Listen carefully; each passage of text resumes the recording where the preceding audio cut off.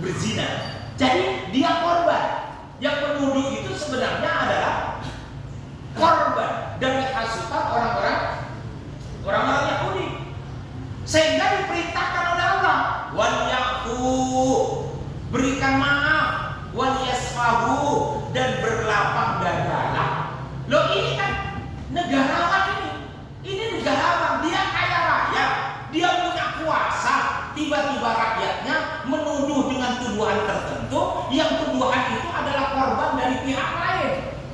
Kira-kira kalau saya yang berkuasa, saya yang jadi orang kaya, lalu tiba-tiba saya dituduh dan saya ngerti tuduhan itu akibat dari hasutan orang lain, yang menuduh saya itu saya penjarakan apa enggak? Hah? Kalau mengikuti hawa nafsu saya penjarakan. Tapi kalau dia ikut Quran, buktikan bahwa kita benar, ijazah kita tidak palsu. Setelah terbukti tidak palsu, maka apa? Wal ya'fu wal yasfahu, itu namanya negarawan. Bisa dipahami apa enggak? Karena kita di atas, kita yang kaya, kita yang punya kuasa. Kalau sudah bisa dibuktikan bahwa milik saya itu asli, ya sudah, wal yasfahu, maafkan. Wal yasfahu apa? Lapang dada, jangan diterus-teruskan permusuhan. Ala tuhibbuna ayyaghfirallahu lakum. Karena kalau itu yang kalian lakukan, maka tempat kalian adalah surga. Seluruh urusannya di dunia akan dimudahkan oleh Allah, dan bahkan perbuatan dosa di masa yang lalu akan diampuni oleh Allah Subhanahu wa taala. Kan istimewa. Wallahu ghafurur rahim, dan Allah Maha Pengampun lagi Maha Penyayang. Bapak Ibu sekalian yang dimuliakan Allah Subhanahu wa taala, maka turunlah surah An-Nur itu untuk menetralisir bahwa Aisyah itu bukan penzina. Innal ladzina yarmuna al-muhsanatil ghafilatil mu'minat. Aisyah itu perempuan yang menjaga kehormatan diri. Jejak kehidupannya dari dulu tidak pernah berbuat maksiat, tidak pernah berbuat zina. Lalu kok tiba-tiba kamu tuduh berzina? Doleng kita. Kalau memang dia dulu sering berzina, lalu sekarang dituduh berzina, itu wajar. Namanya di dalam ilmu hadis muttahimun bil kadibi, karena memang ini orang ini dulu senang berzina. Kalau sekarang dia dituduh berzina, itu namanya muttahimun bil kadib. Wajar kita tuduh berzina. Tapi perempuan ini tidak pernah berzina, lalu kok tiba-tiba dituduh berzina? Lalu yang kedua, perempuan ini suci, ahli ibadah, lalu kok tiba-tiba dituduh berzina? Perempuan ini adalah mukminah sejati, lalu tiba-tiba dituduh berzina. Jadi ternyata Bapak Ibu sekalian, dasar kebenaran itu bisa dilacak melalui jejak digital, gitu loh. Jadi jangan gampang-gampang posting sing macam-macam. Karena itu ketika kamu besok mau jadi calon bupati, jejak digitalnya tidak bisa dihilangkan. Oh, tiba-tiba dulu rangkulan sama perempuan, gitu, dimasukkan di mana? Di jejak digital. Nanti dia akan terungkap. Maka hati-hati. Maka kata Rasulullah, kafa bil mar'i itsman ayyuhadditsa bi kulli ma sami'a. Kalau kalian hantarkan kepada publik yang menyangkut dirimu, hantarkan yang baik-baik, yang buruk-buruk itu adalah aib, sembunyikan, jangan disampaikan ke publik. Karena ketika disampaikan ke publik, itu akan membawa kepada keburukan sepanjang masa, sepanjang jejak digital itu tidak hilang. Bapak Ibu sekalian, maka jejak digitalnya, ini fotonya satu, ini fotonya satu, lah kok foto ini beda? Padahal katanya sama-sama asli. Lalu orang jadi curiga, oh ini berarti orang asli.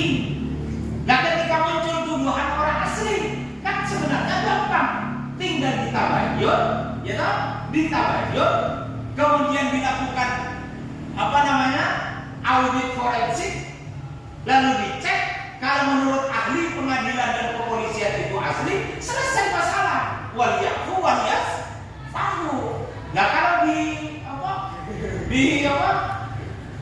diperlihatkan, tapi tidak boleh foto. Wah, bisa. Orang usah ikut-ikutan. Wong kita yang tidak ngerti asli apa palsu. Tapi ini saran saya, Bu Yao, ya wes sudah. Kalau yang asli itu yang berhak menentukan pengadilan, ya wes serahkan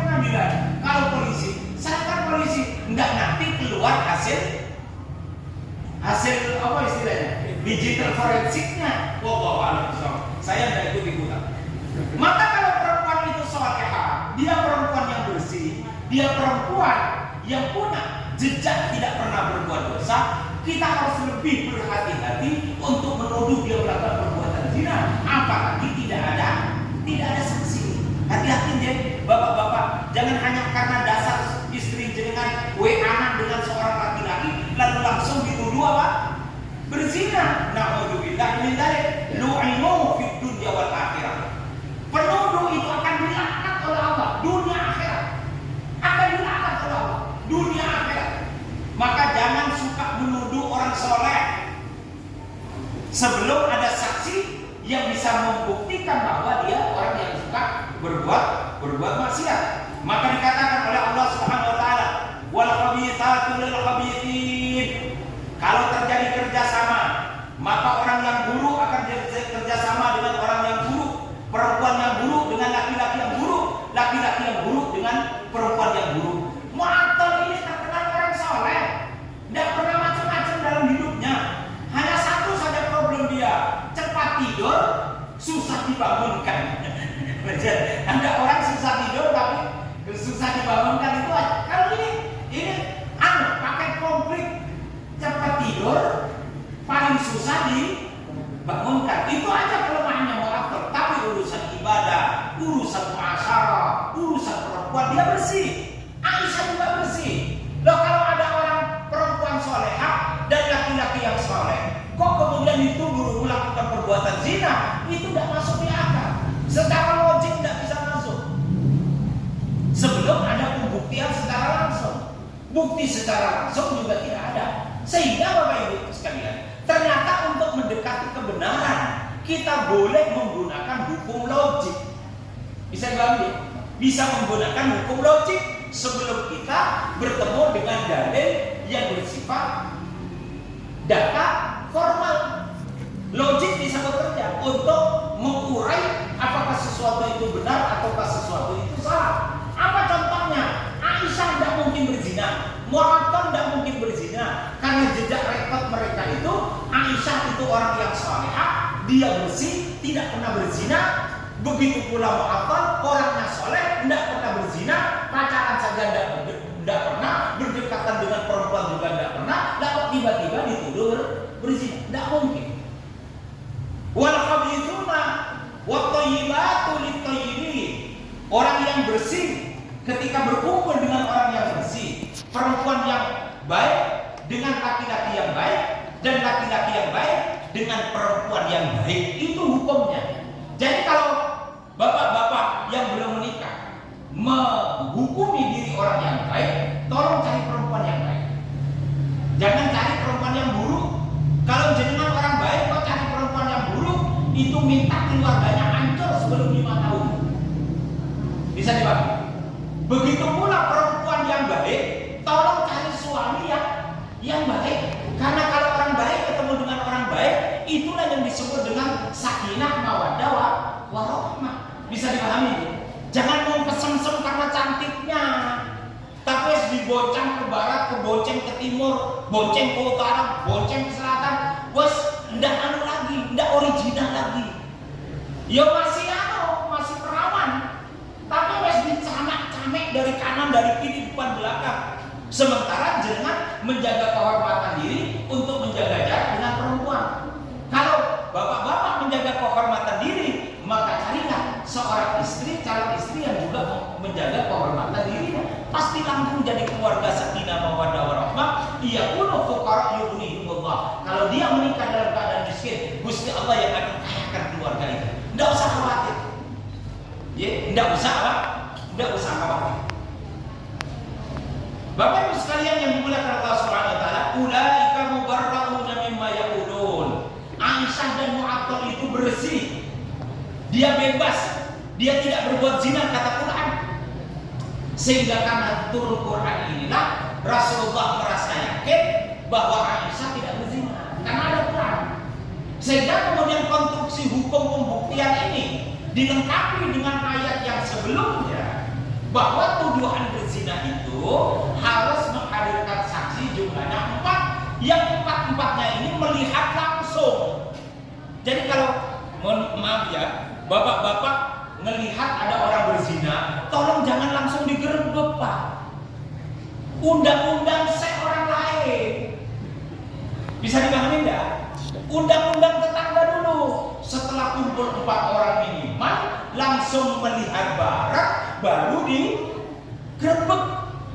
Tetapi sekarang sudah ada direkam pakai CCTV. Tetapi mohon maaf, pembuktian di pengadilan CCTV itu bukan A1. Benar apa? Tapi pengakuan, persaksian itu bukti A1. Tapi kalau rekaman, tanda petik masih bisa didiskusikan. Karena sekarang yang namanya teknologi itu canggih. Wong fotonya Sukiman kok terus diganti kacamata, namanya jadi orang lain. Mungkin apa enggak itu? Dilakukan rekayasa digital. Mungkin apa enggak? Anak-anak muda yang Gen Z ini. Kalau generasi saya enggak bisa itu. Tetapi kemudian apa? Muncul digital forensik. Loh, kalau ini ada foto kena stempel, harusnya bisa katanya begitu Allah bisa. Kok aneh-aneh aja orang-orang ini wes. Memang wes dunia zaman ini wes zaman edan. Kalau nggak ikut edan ya udah kebagian. Nah, kira-kira begitu. Kan kira-kira begitu lah. Ini namanya zaman khuda'at, zaman kebohongan. Kalau nggak ikut bohong, ya nggak dapat apa-apa. Ada 10 orang, 9-nya orang gila, yang waras 1 orang. Kalau 10 orang itu dikumpulkan di dalam satu tempat, pertanyaan saya, yang gila berapa orang? Yang gila siapa?